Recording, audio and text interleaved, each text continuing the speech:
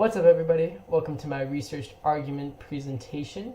My topic of choice is standardized testing, and I will be explaining the problems that tests such as the ACT or SAT are bringing students, as well as why they are failing their one job.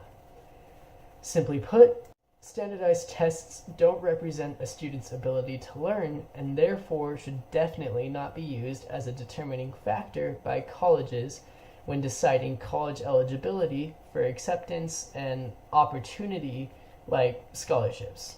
For example, everybody knows how important it is to get a good score on standardized tests, such as getting a good ACT score, because that would determine how much your scholarship is worth and the amount of opportunities that open up in colleges to you. So with something as important as that weighing on your mind, you know that it's important, and therefore it should be effective, right? It should be accurate and represent you properly. Well, that's what I'm here to research. So my audience for my final paper will be this guy. His name is Mark Huntsman. He's on the Utah State Board of Education and essentially has the most power in the educational system as you can get in this state, which is why I chose him specifically. He's got a lot of influence. So let's just go ahead and jump into it. Standardized testing has been around for ages and has been used by people all around the world, and not just for colleges. You can find examples of standardized tests all around, and they're super commonplace. Not just the ACT or SAT, they're everywhere. But essentially what they do is measure how well a student can learn and then how well they can retain that knowledge, especially over time. In order to test the effectiveness of standardized testing, though, especially with the ACT or SAT, researchers attempted to find a correlation between test scores and student achievement, or in this example, how well a student is doing in high school, meaning GPA, letter grade, maybe things like individual classes, extracurricular activities, just checking everything and comparing everything when standardized tests are present versus when they're not. That way they can, not only can they see how well students are improving in their educational careers or academic careers with the presence of the test, but also how much students improve on the test itself, how much their scores go up, based on things like their GPA, or say like they test things such as if a student takes more extracurricular activities, are they more likely to have a higher score on the test, things like that. They were looking for correlations there, and what these researchers found were nothing short of miraculous. As the tests were incorporated, student academic achievement went up, and so did the test scores, actually. Standardized tests were working and obviously improving student learning, so they were incorporated everywhere. They spread, they grew. The SAT was born, the ACT was born, and they became a standard practice or a standard test throughout not only Utah, but the entire U.S.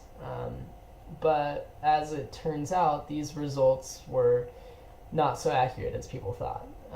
According to a 2001 study published by the Brookings Institution, 50 to 80% of year-over-year test score improvements were temporary and caused by fluctuations that actually had nothing to do with long-term changes in learning. Students simply weren't learning, and tests had nothing to do with anything. As you can imagine, there are many outside factors that influence a student's test score. There's things such as study practice and proper education of the topics that are being taught, and many things that could influence a test score alone.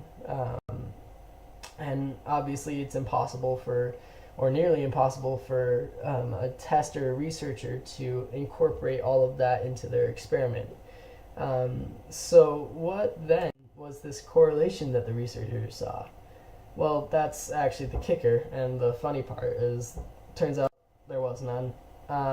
They basically had a bunch of random data and they tried to make an upward trend out of it, and it's simply not true. There is no statistical proof that tests are improving students, and there is no evidence that the students are improving on them. No stats, no evidence. They don't have any proof. Nothing factual, and you can't find anything out there that solidly proves with statistical evidence that standardized tests improve students or their learning. So if that's not the case, then why don't we turn our views to something different? Why don't we look at an economic side? And while I'm going to stay away from the fact that tests spend already too much time, money, people, resources, and many other things than they're worth, there's a rumor that standardized tests cater to higher income families. So, is there any statistical data for that? Well, actually, yeah, it turns out there is. According to Natalie Wexler, a writer for Forbes magazine, researchers have looked back at the data over the last 50 years of test scores of children from kindergarten all the way up through 12th grade, or seniors, and in particular at the achievement gap between children from high and low income families, so both ends of the spectrum. As income inequality has grown in the US, or as the poverty level has separated, that same achievement gap has increased as well, and as much as 40% among children born in the 1990s than those born in the 1970s. So this academic achievement gap is not only present in standardized tests, but it's actually growing. But I mean, I guess that makes sense anyways. I mean, it's just common sense. If you have the money to pay for the prep guides and the prep books, which are costly, they're so expensive, just to say the least, you'll do better on the exams. I mean, that's why you buy them, to improve your score and to do better.